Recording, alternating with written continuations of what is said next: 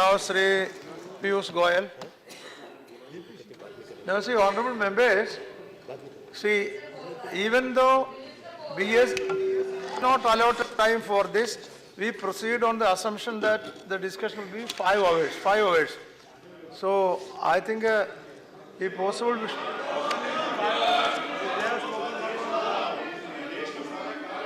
pardon? Don't fix the limit of these speeches. You want the whole country is crying. And वो बात दूसरी कि ये लोग हंस रहे हैं, ये हंस रहे हैं, देश रो रहा है, इसमें आप समय दीजिए बोलने के लिए, ये मत करिए 3 दिन इसमें बोलने नहीं तो मैं बीच में आ रहा हूँ. Okay. All right, Piyush Goyal. Yes. What is the minister has to say? What is the minister? What is the minister saying? Time extend कर सकते हैं 2 दिन 4 दिन जितने दिन चर्चा करना चाहें. हमें कोई आपत्ति नहीं है. हमने सुबह भी कहा कि हम पूरी तरह से चर्चा के लिए तैयार हैं. इसमें जो भी सकारात्मक रचनात्मक चर्चा हो और सुझाव हो तो वो और समय सीमा के तहत, क्योंकि बहुत से ऑनरेबल मेंबर बोलने वाले हैं. Okay. All right, Misra ji, agree to Misra ji. Government is also agreeing. No problem. If it is going spilling over to tomorrow, let it. No problem. बोलिए. You can speak. Piyush Goyal. सभापति महोदय, उपसभापति महोदय, धन्यवाद आपने मुझे मौका दिया इस गंभीर विषय पे चर्चा करने का. और अभी अभी हमें आनंद शर्मा जी के भाषण का भी लाभ मिला. मेरे को बहुत ज़्यादा शेरो शायरी तो नहीं आती है, वो आनंद शर्मा जी का डिपार्टमेंट है, उनको शेरो शायरी आती है. शायद थोड़ी उसमें भी चूक रह गई, वो हमारे लोगों ने ठीक कर दी थी. लेकिन मुझे इतना ज़रूर विश्वास है कि अर्थतंत्र और अर्थशास्त्र के बारे में शायद कुछ कमज़ोर खबर रखते हैं मेरे मित्र आनंद शर्मा जी, क्योंकि जिस प्रकार से उन्होंने विषय को शुरुआत की ये कह के कि हम काले धन की लड़ाई में हम शामिल होना चाहते हैं, हम काले धन का विरोध करते हैं, हम भ्रष्टाचार का विरोध करते हैं, हम आतंकवाद में जाली नोट जो इस्तेमाल होते हैं उसका विरोध करते हैं. अगर वो वास्तव सच है तो मुझे बाकी के भाषण में जो कहा उसमें कुछ बहुत ज़्यादा गंभीर विषय नहीं समझ में आया कि उन्होंने क्या सदन और देश के सामने रखने की कोशिश की. आज पूरा देश स्वागत कर रहा है प्रधानमंत्री श्री नरेंद्र मोदी और मोदी जी की सरकार के.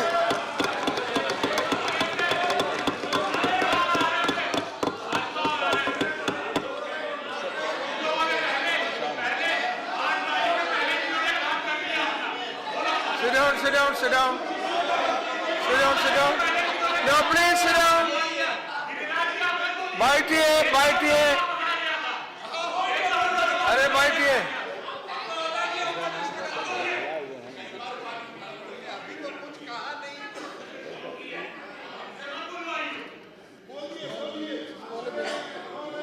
वास्तव में कुछ लोगों की चिंता स्वाभाविक है, क्योंकि शायद इस बहुत महत्वपूर्ण कदम से कुछ लोगों को जरूर चोट पहुंची होगी, तकलीफ पहुंची होगी, उससे मेरी संवेदना है.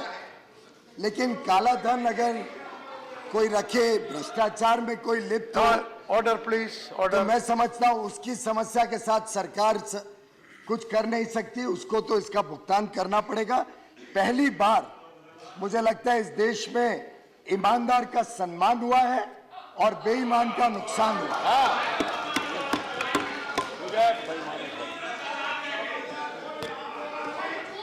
टेलीविजन हम भी देखते हैं, हम भी लोगों की प्रतिक्रिया सुनते हैं, हम भी देखते हैं किस प्रकार से कष्ट सहने के बावजूद भारत की अधिकांश जनता बार बार ये दोहरा रही है कि ये मोदी जी ने अच्छा किया, बहुत अच्छा सबक सिखाया. जो लोग काला धन का समर्थन करते हैं, और थोड़ा कष्ट तो स्वाभाविक है.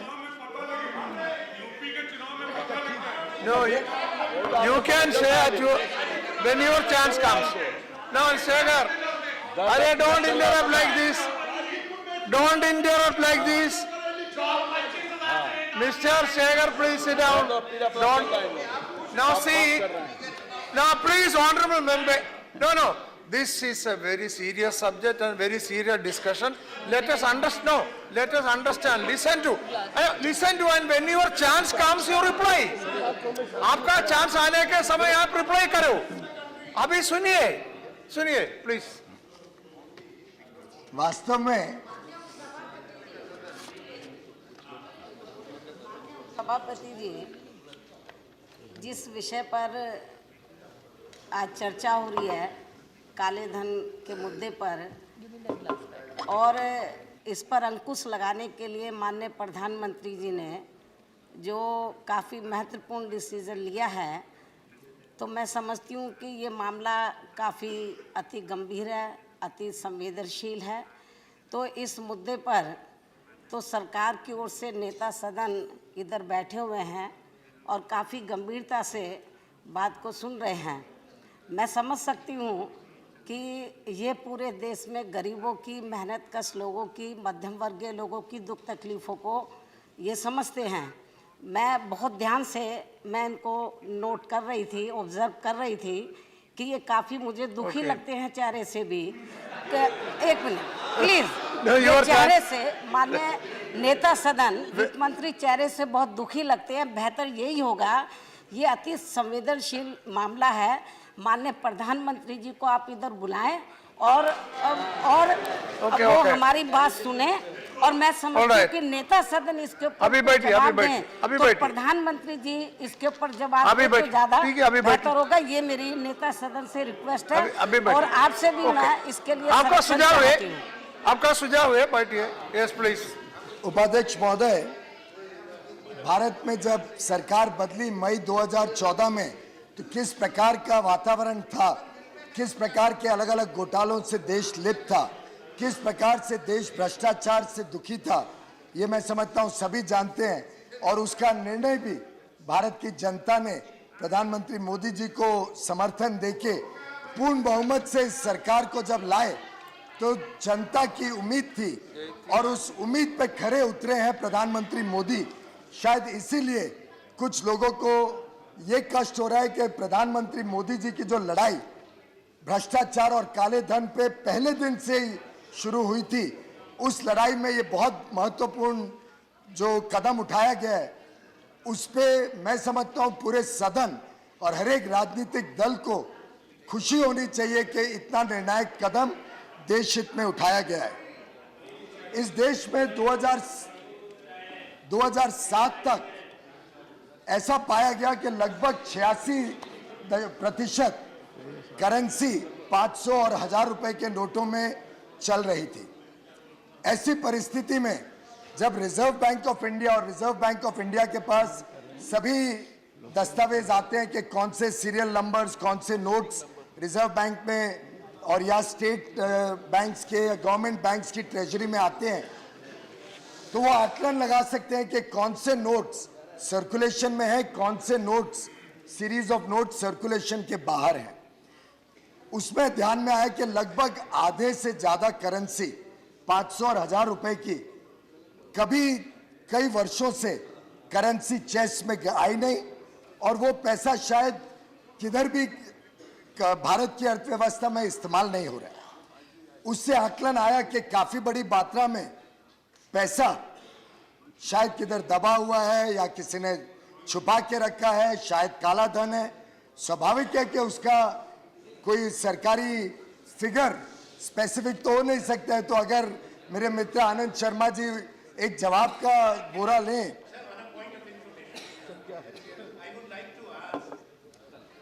पीयूष गोयल जी, Are you yielding? I am speaking but he is interrupting. What can I do? सज्जन है, बैठ जाएंगे। सर, मेरा एक प्रश्न है आपसे कि आप माननीय वित्त मंत्री ने जो सदन को सूचित किया है, ये मेरे पास उत्तर है, उसका आप कॉन्ट्रडिक्शन मत करें। जो पैसा कितना है काउंटरफेट इन्होंने बताया है, या तो आप कहो कि इन्होंने गलत बताया, वरना कृपया। मैं समझता हूँ आनंद शर्मा जी ने खुद ही अपने आप प्रश्न का जवाब दिया था। वो जो प्रश्न है वो सिर्फ फेक करेंसी के बारे में है, काला धन और जो पैसा भ्रष्टाचार से लोगों ने कमाया उसके बारे में नहीं है। तो मेहरबानी करके आप जनता को भ्रमित करने की कोशिश ना करें। ऐसी परिस्थिति में सरकार ने ये निर्णय लिया और ये निर्णय पूरे कानूनी प्रावधान के हिसाब से लिया गया। रिजर्व बैंक के बोर्ड ने यह निर्णय लिया, उसको सरकार के पास भेजा और सरकार ने इस निर्णय की सराहना करते हुए कैबिनेट ने मंजूरी दी कि 500 और 1000 रुपए के note, Only if he is yielding. पुराने नोटों को रद्द किया जाए, नए नोट आए और हर एक ईमानदार को मौका दिया जाए कि वो अपना पूरा पैसा बैंक में 30 दिसंबर तक जमा कर सके। और ईमानदार पैसे पे तो कोई रोक नहीं है, जिसके पास भी ईमानदार पैसा है, अपने कैश बुक में बैलेंस होगा या अपनी पूरा कमाई होगी या अपनी बचत होगी, मैं समझता हूँ किसी को कोई रोक नहीं है अपना ईमानदार पैसा बैंक में डालने में। रोक है तो बेईमानों के लिए है, रोक है तो भ्रष्टाचारियों के लिए है, रोक है तो जाली नोट रखने वालों के लिए। अब पूरे सदन में ऐसा कौन सा सदस्य है जो ऐसे प्रतिबंध पे भी ऐतराज कर रहा है?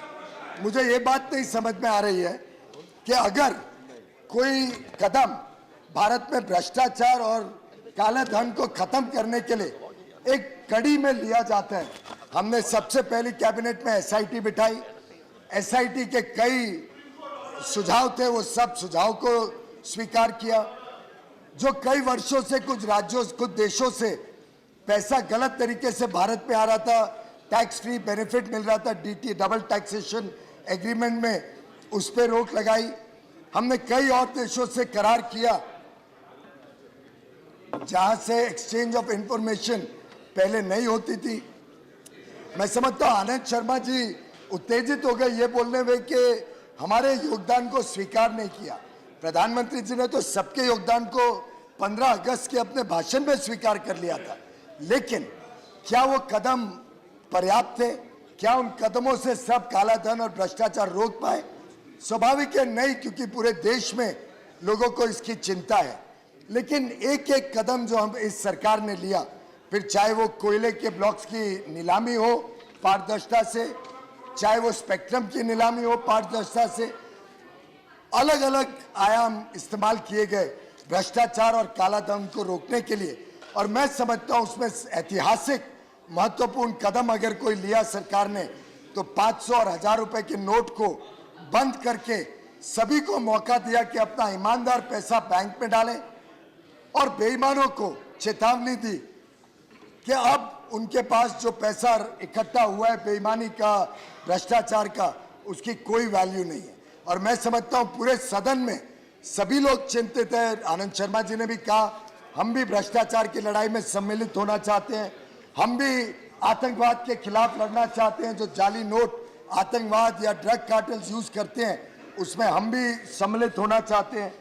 तो मैं समझता हूं ऐसी परिस्थिति में जो भी कदम इस कड़ी में लिए जाते हैं काले धन को रोकने के लिए, उसका स्वीकार पूरा सदन, पूरा देश करे, ऐसी अपेक्षा थी। वास्तव में गोपनीय रखना तो स्वाभाविक था ऐसे निर्णय को। कुछ लोगों ने ऐसा भी सुझाव दिया कि 7 दिन तक, 10 दिन तक पहले से बता देना चाहिए था ये कदम होने वाला है। मैं समझ नहीं पा रहा हूं कि कोशिश ये है कि हमें मौका दिया जाना चाहिए था कि हम काले धन को बदल सके, हम उसको कन्वर्ट कर सके। ऐसी परिस्थिति में तो गोपनीयता सबसे महत्वपूर्ण होती है, और गोपनीयता के कारण ही आज बेईमानों को तकलीफ है, भ्रष्टाचारियों को तकलीफ है, और उनके पैसे की कोई वैल्यू नहीं रही। और आप देखिए इस कदम के अनेक अनेक लाभ। आगे चल के भारत की अर्थव्यवस्था जितना ज्यादा ईमानदार होती रहे, जितना ज्यादा सब लोग अपने टैक्सेस पूरी तरीके से भरना शुरू करें, तभी तो जाके देश में ब्याज का दर भी कम हो सकेगा, महंगाई कम हो सकेगी, देश में जो टैक्स रेट्स हैं, टैक्स रेट्स पे नियंत्रण लगाया जा सकेगा। आखिर मैं अगर बिजली से के उदाहरण से लूं, अगर 5 लोग चोरी करते हैं तो बाकी 95 लोगों को उस चोरी का भुगतान करना पड़ता है। इसी प्रकार से अगर देश के खजाने में, राज्य सरकारों के खजाने में पूरी तरीके से सब लोग अपने अपने टैक्स भरें, तो स्वाभाविक है कि राज्य सरकार, केंद्र सरकार के पास पैसा ज्यादा होगा, जिससे वो देश में कल्याणकारी काम कर सके, गरीबों का कल्याण कर सके, किसानों का कल्याण कर सके, महिला शक्ति को और बल देने के लिए उनके लिए नए रोजगार के अवसर मिले, युवाओं का अच्छा हुनर बने, उनको कौशल विकास के अवसर मिले, वैसा काम कर सके। शेड्यूल कास्ट, शेड्यूल ट्राइब्स के हमारे भाई बहनों को और ज्यादा योजनाओं द्वारा फायदा दिला सके और इस सब के लिए पूरी तरीके से टैक्स पे किया जाए, टैक्स कलेक्ट हो, लोगों को काला धन करने का मौका ना मिले और भ्रष्टाचार मिटाने के लिए एक बहुत महत्वपूर्ण चेतावनी है सब भ्रष्टाचारियों के लिए कि आपका धन सुरक्षित नहीं है, आपके धन पे सरकार नजर रखती है और जब पूरा ईमानदार पैसा बैंक में आ जाएगा तब अपने आप सामने आ जाएगा कि कितना पैसा काला धन इस देश में था, कितना पैसा बैंक में वापस नहीं आया। मैं समझता हूं कि इस कदम से एक प्रकार से ईमानदारी का उत्सव और प्रामाणिकता का पर्व पूरे देश में मनाया जा रहा है। हमने कई लोगों से जब चर्चा की 8 तारीख के 8 बजे के बाद, तब सभी ने कहा थोड़ा कष्ट है, कुछ ही दिनों का कष्ट है और वास्तव में ईमानदार लोगों ने अपना पैसा डालना शुरू कर दिया है। हम देख रहे हैं कि आस्ते आस्ते कतारें भी कम हो रही हैं, 2-3 शहरों को छोड़ के आस्ते आस्ते लोगों को नए नोट मिल रहे हैं। अब 500 रुपए के भी नोट आ गए हैं तो सब बैंकों से वो भी मिलना शुरू हो जाएंगे और देश की जनता कुछ दिनों की कठिनाई सहन करने को आज तैयार है, क्योंकि उनको आज ये उम्मीद है और ये विश्वास है कि प्रधानमंत्री मोदी जी वास्तव में काले धन और भ्रष्टाचार, आतंकवाद और ड्रग्स के अंदर लगाए हुए जाली पैसे के ऊपर जो जंग कर रहे हैं वो देश हित में है, जनता के हित में, कल्याणकारी कार्यों के हित में है और आज पूरा देश हमारे साथ खड़ा है। मेरे मित्र नरेश जी ने कहा कि उत्तर प्रदेश को चुनाव को देखते हुए कदम लिया गया। फिर तो आप कहना चाह रहे हो कि इसका लाभ अगर होना होता हमें तो इसका स्वाभाविक जनता का समर्थन है, इसका तो सीधा मतलब ये निकलेगा कि जनता का समर्थन है। तो मैं समझता हूं कि ये जो कदम उठाया गया है इसका पूरा अधिकार था प्रधानमंत्री जी को, इस सरकार को। इसमें कोई ऐसी परिस्थिति नहीं है कि ऑर्डिनेंस ही लाना जरूरी था और रिजर्व बैंक मॉनेटरी पॉलिसी चलाती है। रिजर्व बैंक के बोर्ड ने यह निर्णय लिया और उस निर्णय के तहत 500 और 1000 रुपए के नोट को रद्द किया गया, पुराने नोट को, और नए नोटों द्वारा इस सिलसिला को आगे चलाया जाएगा। आपने सर्जिकल स्ट्राइक की बात की, से हमने तो किसी ने इसको सर्जिकल स्ट्राइक का नाम नहीं दिया, पर अगर आप इसको सर्जिकल स्ट्राइक मानते हैं तो मैं समझता हूं बहुत खुशी की बात है। अगर सर्जिकल स्ट्राइक है काले धन पे, अगर सर्जिकल स्ट्राइक है भ्रष्टाचार पे, अगर सर्जिकल स्ट्राइक है आतंकवाद पे, तो ये तो आपने उसको सर्टिफिकेट दे दिया आनंद जी।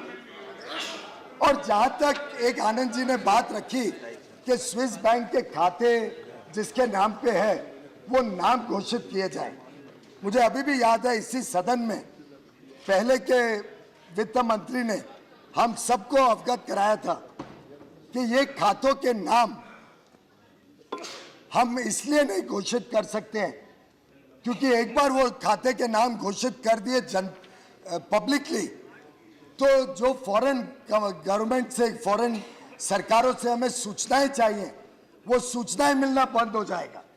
तो मैं समझ नहीं पा रहा हूं कि क्या कुछ नेता चाहते हैं कि सरकार ये भूल कर दे और इन नामों को सुप्रीम कोर्ट को देने के बदले पब्लिक को दे दे, जिससे उन लोगों को यह एस्केप रूट मिल जाए कि सब फॉरेन सरकार, विदेशी सरकार से सूचनाएं प्राप्त होना बंद हो जाए। मैं समझता हूं भारत सरकार का दायित्व है वो नाम वो सुप्रीम कोर्ट को दे, जो हमने पूरा किया है। जैसे जैसे वो केसेस कोर्ट में आ रहे हैं, सुप्रीम कोर्ट को उसकी पूरी जानकारियां और पूरी इन्वेस्टिगेशन के साथ दी जा रही है और उस पर उचित पूरी तरीके से कार्रवाई की जा रही है। लेकिन आप मेहरबानी करके ऐसे गलत तत्व ना रखें जिससे इन लुटेरों को एक मौका मिल जाए छुपने का। इसी प्रकार से कुछ अनाप शनाप आरोप आनंद जी ने जरूर लगाने की कोशिश की खर्चों के बारे में। अब तो आनंद जी 2014 के चुनाव का खर्चा सब इलेक्शन कमीशन, इनकम टैक्स सबको सबमिटेड है और वेबसाइट पर भी उपलब्ध है। आप मेहरबानी करके वेबसाइट खोल के आपको पूरी जानकारियां मिल जाएंगी 2014 में क्या खर्चा हुआ और आपके जो ये आरोप हैं इन आरोपों में कितना तत्व है और कितना गलत आपने अफवाह फैलाने की कोशिश की गई। हेलीकॉप्टर पानी नहीं चला था, बोलो ना। वैसे तो मैं समझता हूं कि ये एक ऐसा कदम है जिससे आगे चल के हर एक व्यक्ति को सोचना पड़ेगा भ्रष्टाचार करने के पहले, हर एक व्यक्ति को सोचना पड़ेगा काला बाजारी करने के पहले। और आप इसका स्वाभाविक एक दो मैं आपको उदाहरण देता हूं। हमारे लेफ्ट के मित्र हैं यहाँ पे, कई ट्रेड यूनियंस वगैरह चलाते हैं। इसका एक सीधा लाभ, जैसे जैसे सभी कंपनियां, सभी लोगों को आदत पड़े कि हम सभी को चेक से तनख्वाह दें, तो सीधा लाभ होगा तो गरीब मजदूर को होगा। आज हम सब जानते हैं कि गरीब मजदूर को जो तनख्वाह दी जाती है वो कैश में इसलिए दी जाती है कि कई बार मिनिमम वेजेस का भी उल्लंघन होता है। हमने मिनिमम वेजेस को, न्यूनतम जो वेजेस कामगार को मिलती है उसको 42% बढ़ाया पिछले सदन की सत्र में, और 42% बढ़ाने के बाद ये लाभ गरीब मजदूर तक पहुंचे। उसका एकमात्र तरीका यह है कि सब चेक से पे करें, सब मजदूरों को चेक मिले। और इसके लिए शुरू से ही इसी के लिए शुरू से ही हमने जनधन अकाउंट पे फोकस किया। जनधन अकाउंट खोले गए, हर एक व्यक्ति के पास परिवार में एक अकाउंट खोला गया। और मेरे ख्याल से आगे आने वाले दिनों में जैसे जैसे एक एक व्यवहार ईमानदार होने लगेगा, वैसे वैसे राज्य सरकार और केंद्र सरकार को अधिक राजस्व भी मिलेगा, टैक्स कलेक्शन बढ़ेगा और उसी से ईमानदार राज्य और केंद्र सरकारें देश में कल्याणकारी कार्य और ज्यादा अधिक मात्रा में करने लगेंगी। ये एक ऐसा कदम है उपाध्यक्ष महोदय जिसमें हम समझते थे पूरे सदन में सभी राजनीतिक दल इसका समर्थन करेंगे। मुझे समझ नहीं आ रहा है कि अगर कुछ चंद ही दिनों की कठिनाई में अगर हम सब एक साथ लड़ते और जूझते तो ये कठिनाई भी कम होती और जल्द से जल्द लोगों को इसके लाभ दिखने मिलते। पर खैर, अब दुर्भाग्य की बात है कि इन राजनीतिक दलों को कोई कारणवश इसका विरोध करना पड़ रहा है, या शायद चिंता है कि ये जनता ने बहुत इस बात को पसंद किया है और इस बात की सराहना की है कि पहली बार देश में एक ऐसा प्रधानमंत्री और सरकार आई है जो वास्तव में काले धन, भ्रष्टाचार और आतंकवाद के खिलाफ एक बहुत ही तेज लड़ाई, बहुत ही मजबूत लड़ाई लड़ने को तैयार है। और मैं समझता हूं इसमें कोई राजनीति नहीं है, इसमें राष्ट्र और देश का हित का ही काम है। और इसलिए अगर कोई कहे कि ये चीज का हम विरोध करते हैं तो स्वाभाविक है कि कोई ना कोई पूछेगा कि क्या भ्रष्टाचार और काले धन का समर्थन करते हैं जो इस इतने अच्छे कदम को विरोध कर रहे हैं। इस प्रकार से मेरे ख्याल से ये कदम है जो आगे चल के देश में ज्यादा से ज्यादा लोगों को ईमानदार बनाएगा, ज्यादा से ज्यादा राजस्व जो गरीब और देश की जनता के कल्याण कार्य में लग सके, महंगाई कम कर सके, जो ब्याज के दर कम कर सके और पूरे देश में जो विकास की यात्रा भारतीय जनता पार्टी और प्रधानमंत्री श्री नरेंद्र मोदी जी के नेतृत्व में एनडीए की सरकार ने जो विकास की यात्रा बहुत ही जोर शोर से पूरे देश में चलाई है, इसमें हम सफलता पाए, इसमें देश में आगे चल के और लाभ सभी जनता को मिल सके। आप सभी जानते हैं कि इसी कड़ी में एक प्रकार से अगर हम व्यापार को देखें तो व्यापार में भी हम सभी जानते हैं कि कई जगह पे टैक्स की इवेजन की खबर आती है। एक आरोप लगाया जाता है कि मोदी सरकार व्यापारी या बिजनेसमैन के साथ है। तो अगर वैसा होता और आपकी कहने में तत्व होता कि वो सिर्फ उनके साथ हैं और वो उनको लाभ दिलाना चाहते हैं, तो काला धन पे रोक लगाने के लिए ये कदम कोई उठाता ही नहीं। मैं समझता हूँ ये कदम उठाने से साबित होता है कि जो भी काला धन करते हैं, जो भी भ्रष्टाचार करते हैं, उनके खिलाफ जंग लड़ने की अगर ताकत है तो वो सिर्फ भारतीय जनता पार्टी और मोदी जी में है।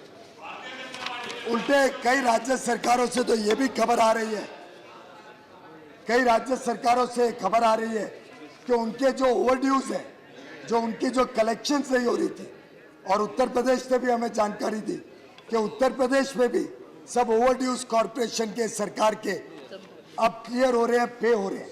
तो मैं समझता हूं हमने तो ईमानदार लोगों को ईमानदारी की तरफ और एक अच्छा कदम दिया, इसमें तो आपने स्वागत करना चाहिए। आपकी सरकारों को पैसा मिल रहा है तो ये एक तय हो जाए कि इस सदन में कौन भ्रष्टाचार और काले धन के खिलाफ लड़ना चाहते हैं और कौन कानून के साथ सभी व्यापार को, सभी उद्योग को, सभी कारोबार को कानून के साथ जोड़ के काला धन को खत्म करना चाहते हैं। मुझे पूरा विश्वास है कि इस देश की जनता इस बात को समझ रही है कि जब गोपनीय रखा गया ये फैसला तो उससे थोड़ी तो समस्या कुछ दिन तक होगी, चाहे वो एटीएम को रिकैलिब्रेट करने में हो, चाहे वो पैसा अलग अलग जगह तक पहुंचाने में हो। लेकिन जितनी जगह से हमने रिपोर्ट ली, सभी जनता कहती है हम थोड़ा कष्ट सहन कर लेंगे। और मैं आज आप सबके माध्यम से जनता से अनुरोध करूंगा कि कोई जल्दी नहीं है, आप 30 दिसंबर तक अपना ईमानदार पैसा जमा कर सकते हैं। कोई भी महिला का बचत का पैसा, कोई भी कारोबार में लगाया हुआ ईमानदार पैसा पूरी तरीके से सुरक्षित है। किसी ईमानदार के पैसे को 1 रुपए का नुकसान नहीं आएगा इस स्कीम के कारण। नुकसान होगा तो बेईमानों और भ्रष्टाचारों का नुकसान होगा। और ईमानदार लोगों को जल्दबाजी करने के बदले उल्टे मुझे खुद को लगा कि मैं लाइन में खड़े होके पैसे निकालूं, लेकिन तब ध्यान आया कि मैं तो क्रेडिट कार्ड से निकाल सकता हूं, कोई ज्यादा जरूरतमंद आदमी पहले खड़े होके पैसा निकाल ले, मैं बाद में जाके निकाल लूंगा। तो इसीलिए मेरा आप सबसे दरख्वास्त है कि जो लोग क्रेडिट कार्ड और डेबिट कार्ड से अपना व्यवहार कर सकते हैं, उनको प्रोत्साहन देने में आप लोग भी मदद करें, आप लोग भी इस काम में हमारे साथ जुड़े और आगे चल के ईमानदारी का सम्मान हो और बेईमानी का नुकसान हो। इस कार्य में पूरा सदन एक स्वर से देश को सूचना दे, पूरा सदन इसका समर्थन करे और पूरा सदन देश में जिस प्रकार से हमने भ्रष्टाचार और बेईमानी और काला बाजारी पे लड़ाई लड़ी है, इसमें हम सब मिलके देश को एक ऐसा संदेश दें कि हम सभी राजनीतिक दल इसके खिलाफ हैं और आगे चल के पारदर्शिता और ईमानदारी से देश चल सके। बहुत बहुत धन्यवाद। Thank you, Shri Piyush Goyal ji.